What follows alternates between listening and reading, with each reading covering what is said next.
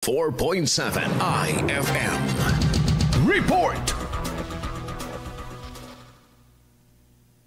Iginiit ng ilang Pangasinense na dapat pagtuunan ng gobyerno ng mas malaking pondo ang edukasyon at kalusugan sa 2025 national budget bilang pagtugon sa pangunahing problema ng mga Pilipino.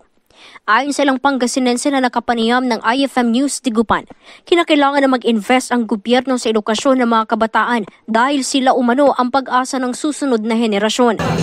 Dapat yung mga sa education para yung mga magulang din hindi na rin mahirapan sa pagbabudget sa mga bata.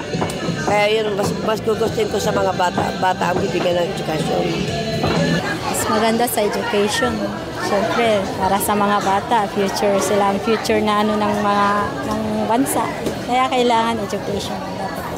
Samantala, ilan naman ang nagsabi na unahin ang pagpupondo sa mga programang pangkalusugan para sa ikagagaan ng buhay ng mga mahihirap. Malamang DOH para lahat ng mahingian sila ng ng gamot. For me po sa health po. Bakit po? Kasi mas madaming nangangailangan po. Bukod dito, ilan pa sa mungkahi ng mga Pangasinense ang pagpapabuti pa ng disaster response sa susunod na taon upang maiwasan ang trahedya sa mga pamilyang Pilipino. Kasama mo mula dito sa IFM Tigupan, ito si Idol Jama Victorio, Tatak, IFM.